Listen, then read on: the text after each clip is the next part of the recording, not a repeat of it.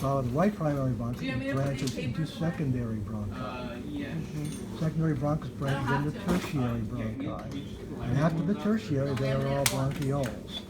So tertiary bronchi will be the last bronchi. So besides diameter, how do you tell a bronchus from a bronchiole? The trachea and all bronchi, primary, secondary, and tertiary, have hyaline cartilage around them. After the tertiary bronchi, all the branches lack hyaline cartilage. No more cartilage after the tertiary bronchi. So all the remaining branches are called bronchioles. So these are all bronchioles? Yes, they are. Any branches after a tertiary bronchus would be a bronchiole. Okay. Can you help me to understand? I know what we say. Which part? Primary bronchus, secondary bronchus. The branches off a primary are secondary. Okay. The branches off a secondary are tertiary. Tertiary. Okay. Any branches off It's a on the tertiary list. are bronchioles. Okay. We just did all of this. Okay. He just talked about. Okay. So trachea, left and right, primary, secondary, tertiary, and bronchioles. Correct. Okay. Yes.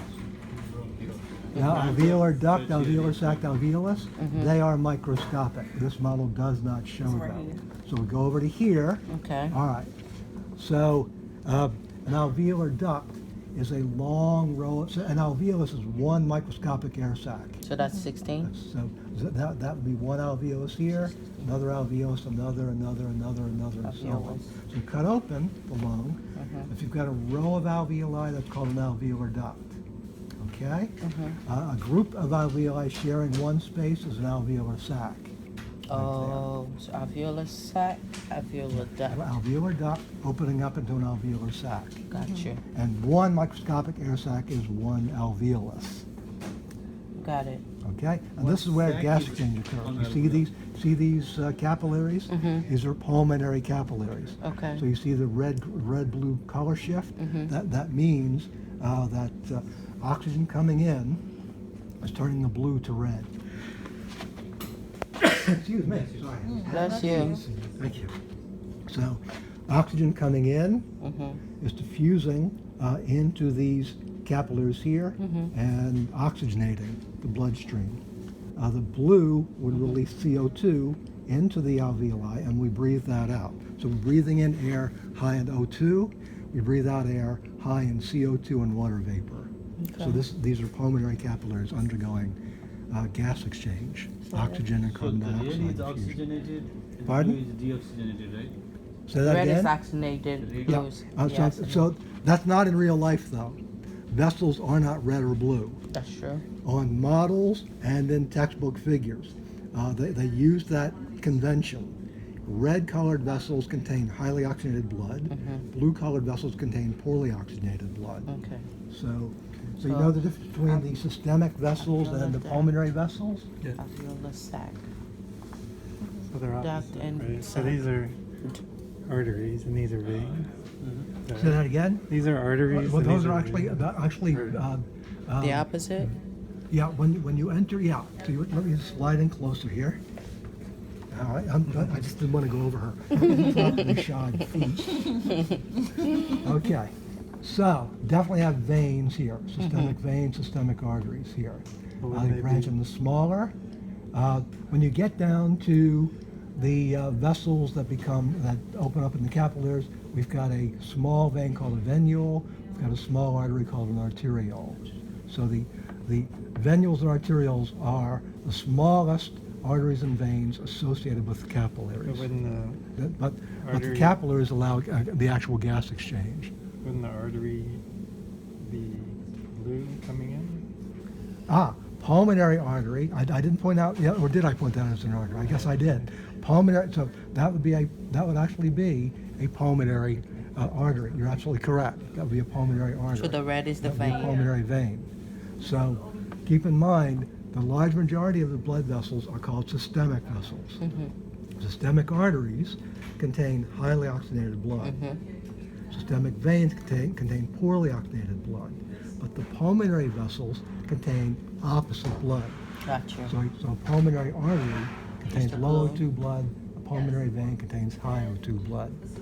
So we're going back out, highly oxygenated, into a pulmonary vein that'll go to the left atrium of the heart.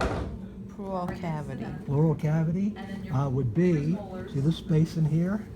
See this, where I'm running my thumbnail? This space in here? That's the right pleural cavity. Right pleural cavity.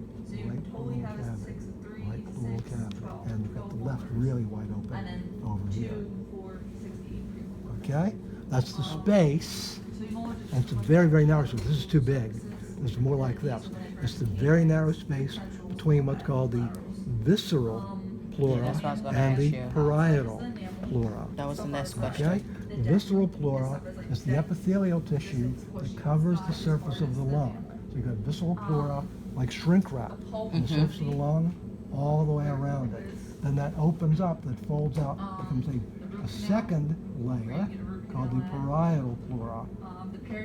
The outer layer is a continuation. The visceral and parietal connect to each other. Parietal pleura. And the narrow gap in between them is the pleural cavity. I actually had my right parietal pleura tear on me about 5-6 years ago. I had pneumonia, and I was coughing so badly, I actually tore the right parietal pleura. So the visceral pleura again shrink wraps the heart. This tissue here on the outside, this tissue up here and there, that's the parietal pleura. So I tore my parietal pleura right about there, and the parietal pleura is vascular. The visceral pleura is not. Parietal pleura has blood vessels in it. So when I tore it, it bled for 3 days into the pleural cavity. So 3 days later, my right lung collapsed. Because there's so much blood in there, it just collapsed the lung. And so I'm in GBMC for 3 frigging days, and they're thinking Pleural cavity. pleural cavity would be, see this space in here? See this, where I'm running my thumbnail? This space in here? That's the right pleural cavity. Right pleural cavity. Right pleural cavity. Right pleural cavity. And you've got the left really wide open over here. Okay? That's the space. And it's a very, very narrow space. This is too big. This is more like this.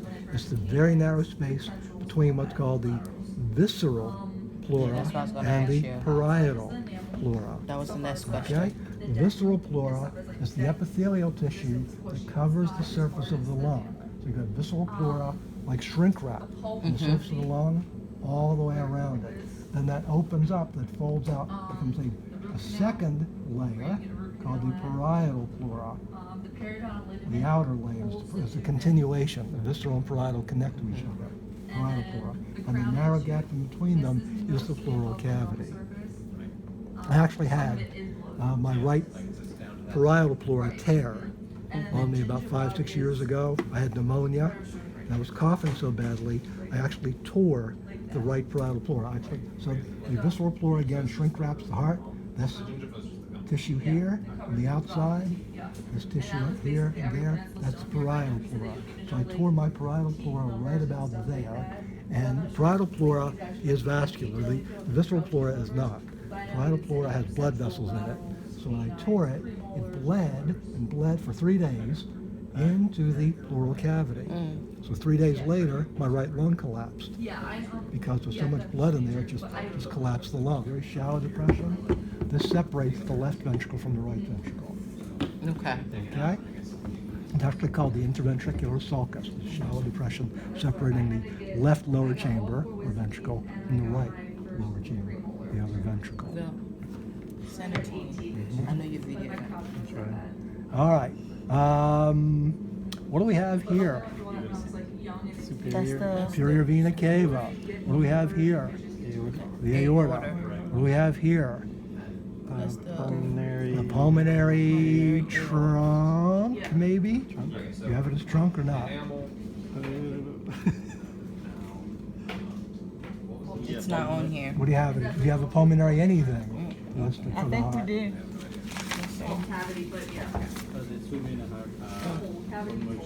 I'm on the So this is the superior Trunk. vena cava. Pulmonary trunk. This is superior vena cava. This is superior. See, it branches. These are not. These are incoming veins. They merge to form. This is the top. This is the beginning. This is superior vena cava. It goes all the way in to the right atrium. This is going out. The aorta is, so the vena cava is a vein, visits the heart. The aorta is an artery away from the heart. So this is the aorta, and this is the pulmonary trunk, but it's also away from the heart, which tells you it's what? An artery or a vein? It's a artery. It's an artery. Pulmonary trunk is an artery. It's a pulmonary artery. That's why it's colored blue. Meaning the blood inside is low in oxygen level. Aorta, venous cava. Okay. We have the other heart there too. Let's see what this can tell us. We can just apart. It comes apart. Yeah, it should come out. And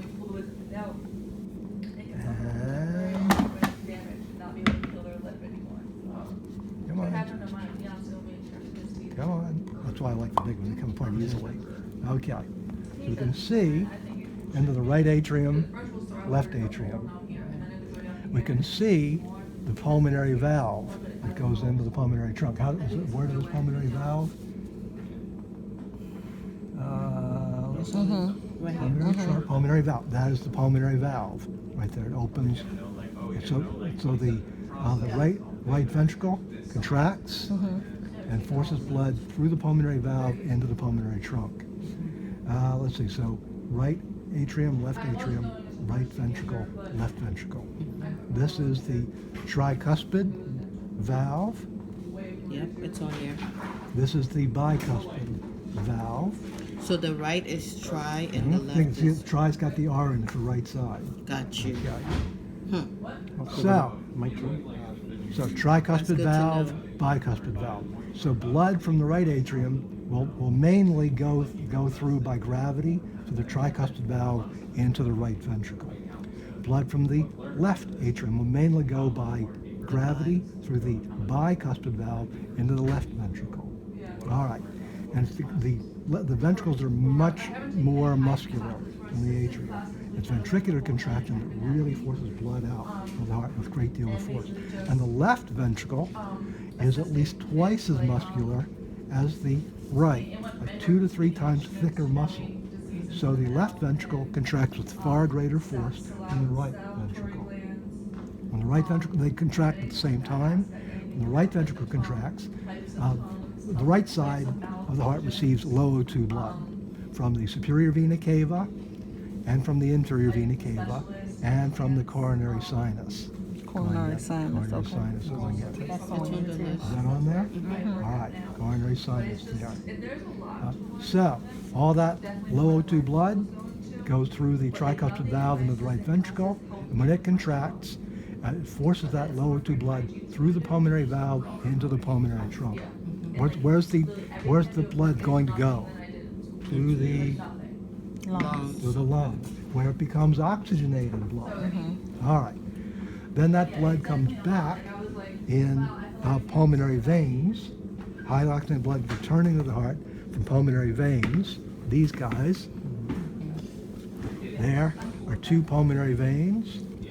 There are the other 2 pulmonary veins. All 4, so these 2 are coming in from the left lung, these 2 are coming in from the right lung. All 4 of them enter. See the 4 holes? See the 4 openings in there? All 4 of them have high O2 blood entering that left atrium. So the left side of the heart handles high O2 blood. That high O2 blood goes through the bicuspid valve into the left ventricle. It has much thicker myocardium. It doesn't look that much thicker than this one. In real life, it's at least twice as thick, sometimes even 3 times as thick as the wall of the ventricle over there. So they contract at the same time. Right ventricle forces low O2 blood to the pulmonary valve and pulmonary trunk to both lungs. High O2 blood returning to the left atrium by way of the 4 pulmonary veins. High O2 blood enters the left ventricle. When it contracts at the same time, that blood, high O2 blood, is forced into the aorta. So where would that be? You have to go. Let's see. This does not show. Okay, this does not show the aortic valve. This model does not show the aortic valve. That model does. But the high O2 blood enters the aorta, and now you've got the high O2 blood entering the entire systemic artery circulation. So the left ventricle, the right ventricle pumps low O2 blood to the two lungs. The left ventricle pumps high O2 blood everywhere else.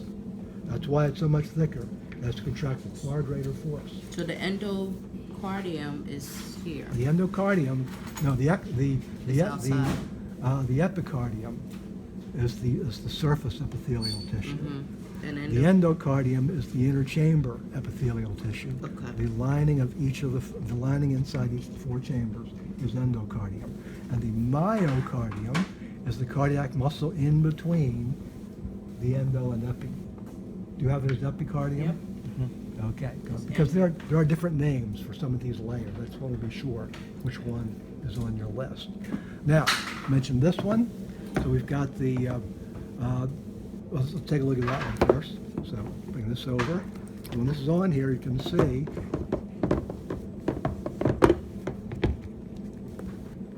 superior vena cava, aorta, pulmonary trunk. Do you have auricle on your list? Yeah, auricles, there they are. So this flap here is the auricle of the right atrium. This flap here is the auricle of the left atrium. Now we take this off, turn it around, you can see the pulmonary valve opening into the pulmonary trunk. So right ventricle contracts, pushes blood through the pulmonary valve into the pulmonary trunk.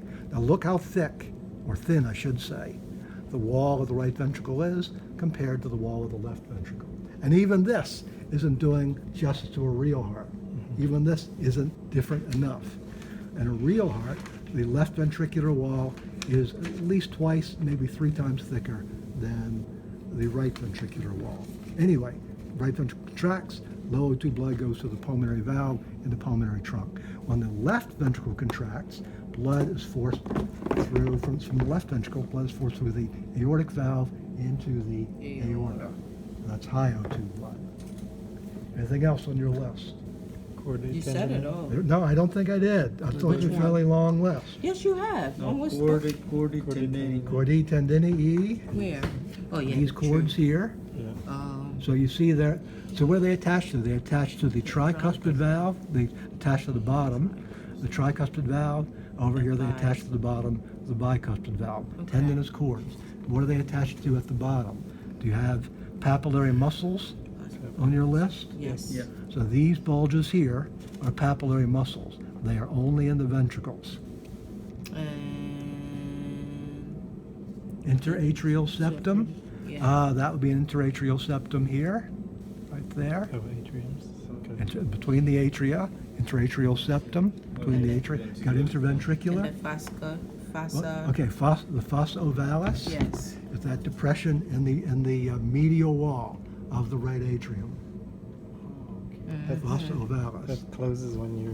Yeah, at your- that was a foramen that allowed blood to pass between the two atria when we were each a fetus. And after we're born, it closes off. Got you. That doesn't allow any possible mixing across the atria. So when we're born, the right side of the heart is completely separated from the left side of the heart. So What do you call this number 3? Number I'll get there. I promise I'll get there. we have the. So interventricular septum, right here. It's a good deal thicker. That's all myocardium here. The interventricular septum is a good deal thicker than the interatrial. This is what babies need to have repaired. Pardon? This is what babies need to have repaired sometimes. Sometimes, yes. Let's see.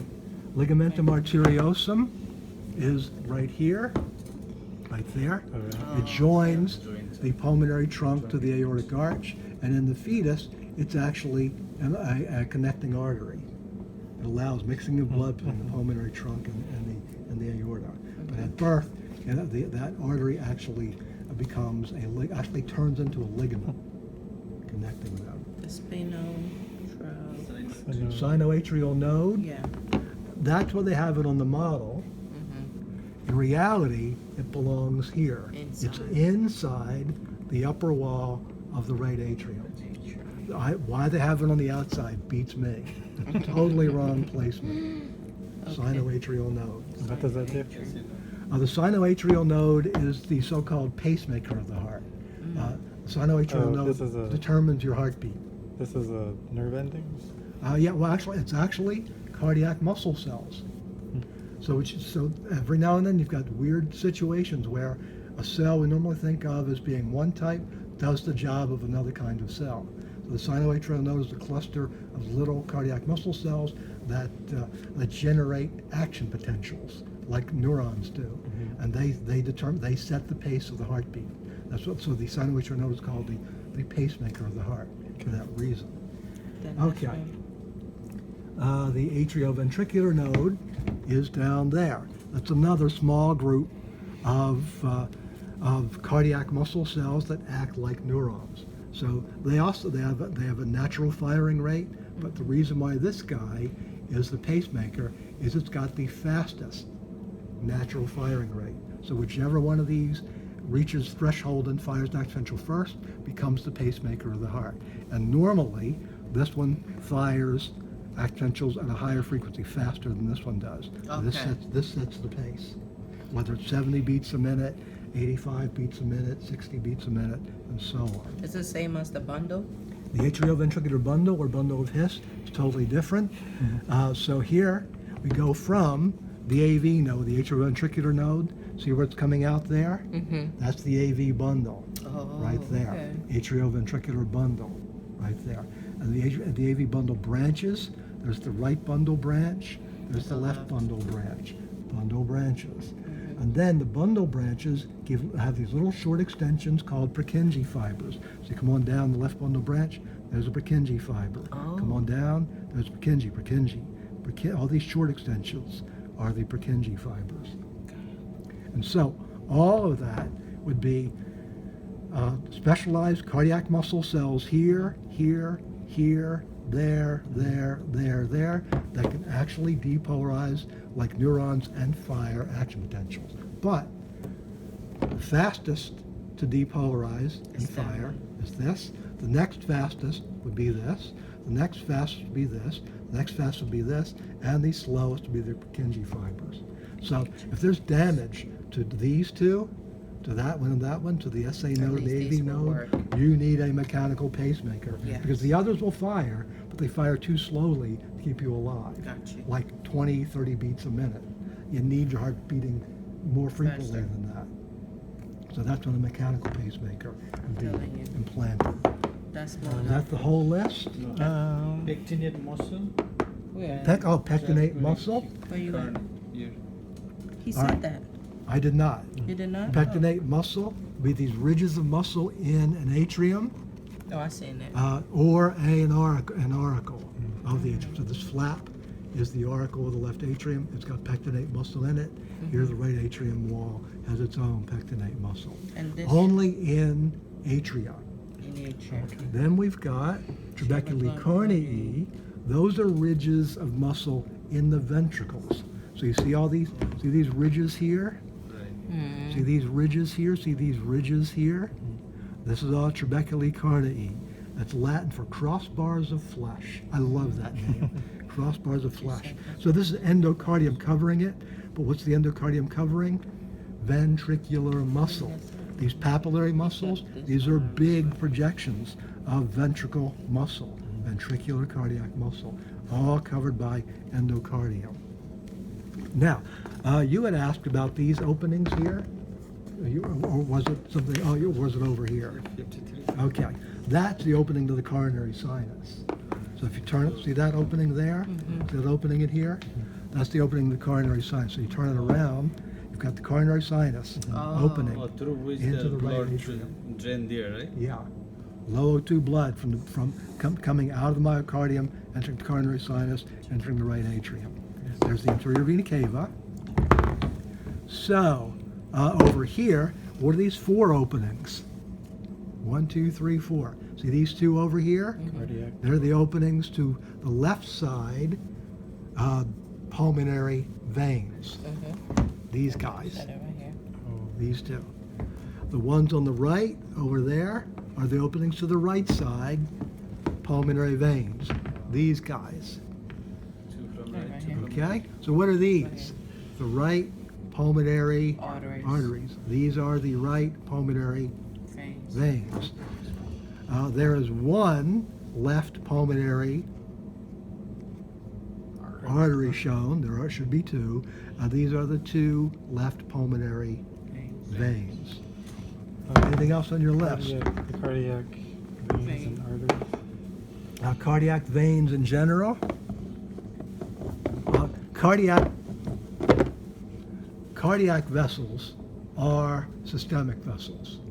So if they're colored red, they're arteries. If they're colored blue, they're veins. So all the blue ones you see here are cardiac veins. Okay.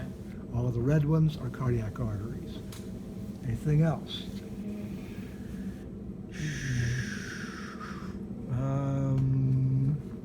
Right and left coronary arteries. We didn't do those. That's very specific. The coronary arteries are a type of cardiac artery. So, as soon as we entered the aorta, you see the right coronary artery branching off the base of the aorta. You see the left coronary artery branching off the base of the aorta. So 43 and 44. See there's one branching off there. There's the right one. Yeah. And they come out. Yeah. So there's the left coronary artery, and there's the right coronary artery coming out there. Okay. Left and right coronary artery coming out. Right and left of that trunk. Send it to me. Anything else on there? I do believe we actually got every concha, right inferior concha. The meatus, those are the grooves. Right superior meatus, right middle meatus, and the right inferior meatus in here. Let's see. Hard palate, bone, soft palate, smooth muscle ending as the uvula, this little tip, the uvula. Tongue. Where's the uvula? The uvula is the tip. Oh, this right is the here. tip, right? Yes. Okay. Yes. The tongue, there. Frontal sinus would be the space in here. This is the frontal bone. So there's the frontal sinus. Sphenoidal sinus, this is the sphenoid bone. So there's the sphenoidal sinus. Palatine tonsil, we just did that. There. This is it, right? Yes, that is specifically the right palatine tonsil. There are two of them. It's back here. Let's see, the nasopharynx, oropharynx, laryngopharynx. So we have the nasal cavity narrowing to form the pharynx. The narrow portion of the pharynx that you lead to directly from the nasal cavity is the nasopharynx. So it starts here where it narrows. Actually, see this opening there? That's an opening to the right eustachian tube. So as soon as you get past that, we are in the nasopharynx, and the nasopharynx ends at the tip of the uvula. So this is the nasopharynx. The oropharynx is right there, and it runs from the uvula to the top of the epiglottis. There's the epiglottis there. So in other words, uvula tip, epiglottis tip. So that would be oropharynx. And you get to the oropharynx but through the oral cavity as well, directly back. The laryngopharynx, this is the larynx here, which includes the epiglottis. The laryngopharynx is this part of the pharynx here, from the tip of the epiglottis to the start of the esophagus. This is the esophagus behind the larynx and trachea. So again, nasopharynx from there down to there, down to the tip of the uvula. Then between uvula and epiglottis, oropharynx. From epiglottis to esophagus is laryngopharynx. Let's see, hyoid bone is not on here, but can you find it on the, can you see it on the skeleton there, under the mandible sticking out? It's not on this model. Epiglottis there, esophagus here. Trachea would be below this. When we had the respiratory system models out, you could see. Yeah, Why don't we get one of those respiratory system models? Respiratory system or just trachea? Well, that one's fine. Yeah, that This one's is good. See here, That, one also what here. about the one on the left? Okay. Better. Okay. So, let's see. No hyoid. Yeah, there's the hyoid bone. Yep. There you go. There's the hyoid bone. The epiglottis. The epiglottis, we show half of it there. I'm sorry, wait a minute now. I beg your pardon. Actually, The epiglottis is here. Yeah. This is the epiglottis there, right there. I'm running my thumb over the epiglottis. They've cut it in half. There's one epiglottis. So let's see. The esophagus runs behind the larynx and trachea. This food and drink tube that goes to the stomach. The trachea, this is the trachea, so we're seeing it posterior view. So this is all trachea. So this is all larynx. This is all trachea right there. Okay, so now for the larynx itself, hyoid bone, the thyroid cartilage, this structure right there, kind of a V shape to it. That's all thyroid cartilage. The cricoid cartilage is this narrow part here. And if you turn it around, you'll see the cricoid cartilage is quite broad in the rear. So that's all cricoid cartilage, all the blue. So this blue structure here is the posterior surface, the broader posterior surface. Does it indicate up there too? That's a separate piece of cartilage. That's actually the left arytenoid. So there are two arytenoid cartilages. Number 4 is the left arytenoid cartilage. So cricoid is broad in the rear, narrow in the front. You can actually see it broadening from anterior to posterior cricoid cartilage. And on here, we've got the epiglottis. Let's see. This would be the cricoid this is actually the thyroid cartilage. I beg your pardon. Epiglottis, thyroid cartilage. This is the cricoid cartilage. So there'll be a little short bit of cricoid cartilage here, and it broadens as it moves toward the back here. So epiglottis, thyroid cartilage, cricoid cartilage. Let's see, tracheal cartilages. Every one of these they're C-shaped. C-shaped. See, they have an end to them, so they're not complete circles. They are C-shaped. Cartilage. The glottis. Would be so the vestibular folds, vocal folds. On here, the lower ridge is the right vocal fold or true vocal cord. The upper fold is the vestibular fold or false vocal cord. So you've got two true vocal cords or vocal folds, and above them are two vestibular folds, false vocal cords. Let's see. And on here, let's take this off. Come on, why won't that come out? Same thing. So that would be the right vocal fold or true vocal cord and vestibular or false vocal cord there. Now, the glottis is, well, I'll go along with this. The gap between the vocal folds or vocal cords, the space between them would be considered a glottis. And I dispute that, but I'll let it go. It's hard for me to let stuff go, too. The glottis, it's all so the glottis itself is like, all of this is wrapped in like, not skin, tissue. So it's like, Well, I was trying to visualize it on that well, model there. the vocal folds are actually ligaments surrounded by epithelial tissue. Okay. I'm not quite sure what you're asking me. No. I was just trying to visualize what it actually looks like in the body. Mm-hmm. So when the glottis folds down, it's just like folding tissue. So when the two vocal folds come together, you narrow that gap. You can actually close it off entirely, so you don't see a glottis anymore. When they separate, in fact, that other model that we were first getting out, let's get one of those. Let's see if they're in decent shape. Not terrible. Not terrible. Put it that way. Not terrible. Why won't that bend properly? Let's get another one. Oh, wait, I see it. What the problem Is that not in there right? It's supposed to be on the other. There it is. Yeah. Okay, I was on the wrong side. Okay. So there are the two vocal folds closed. No obvious glottis. Now you've got a glottis. Well, that's the actual space. Yeah. Yes. Oh, okay. Okay. Vocal folds closed, separated. And these are the arytenoid cartilages, right there, left and right. There's the back of the cricoid cartilage there. This is the thyroid cartilage. So thyroid cartilage seen anterior view, cricoid cartilage seen anterior view, and of course, hyoid bone, epiglottis there. And we have tracheal cartilages here, C-shaped. So the epiglottis is this structure here. Like at the Yes, top. this is the left half of the epiglottis. So it's folded down like that. Actually, what happens? That's what a lot of people think. It's not really what happens. It pretty much stays where it is. I want you guys to do a little experiment here.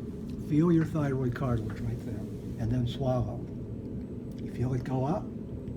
What's happening is that the thyroid cartilage. So this is pretty much staying right where it is. Thyroid cartilage moves up like that, and then essentially closes off the glottis. So When we swallow. that doesn't move, everything else moves. Well, it can move to an extent, but it's mainly the rest of the larynx. It's moving up to close off the gap, and you close that space in there. So to close off the entrance into the larynx and prevent food and drink from getting down the glottis into the trachea, and so but that would essentially force any food or drink to continue posteriorly and then head down the esophagus, which is always open. So choking hazards occur, typically afferent lymphatic vessel, efferent lymphatic vessel. Piece of cake. Come on around. We're going to knock this off in 2 minutes or less. So, the lymph node capsule is this surface tissue all the way around. The cortex and medulla are deeper tissue. So as you go through the capsule, you first come to the cortex, lymph node cortex. There. Go deeper, come into the center of the lymph node, you come to the medulla. Think it looks like kind of like a street map here. That's the medulla of the lymph node, the central region of the lymph node. Afferent lymphatic vessel, A for arrive, efferent lymphatic vessel, E for exit. So lymphatic vessels have one-way valves, the way that veins do. The valves point in the direction of the lymph flow. In the case of veins, they point in the direction of the blood flow. So see that valve? Pointing in, arriving. So that's an afferent lymphatic vessel. So is this one, so is this one, so is this one, but not that one. The valve is pointing out. That's an exudate. That's an efferent lymphatic vessel. So lymph in, lymph out, lymph in, lymph out, and so on. So only one is out, right? On this particular model, yeah, there are more afferent vessels than efferent. This is true. But here's the weird part. Whether it's afferent or efferent depends on context, depends on the given lymph node. Because look what's going to happen. Follow this guy logically. Follow this efferent lymphatic vessel to the next node. At the end of that vessel, what's the direction the valve's going to be pointing? Into the next node. So this end is the efferent end. The other end that goes into the next lymph node will be the afferent end. So there's the afferent end. If you follow this backwards, you'll come to the efferent end. So really, when we talk about an afferent versus efferent lymphatic vessel, we're talking about one end of the vessel versus the other. The end that's bringing lymph into a node versus the end that's bringing lymph out of the node. Each one of these vessels does both of those things. So you follow this one, at the far end, you'll have a valve going into the next lymph node. So that end will be considered afferent for that reason, arriving at the next node. So I know that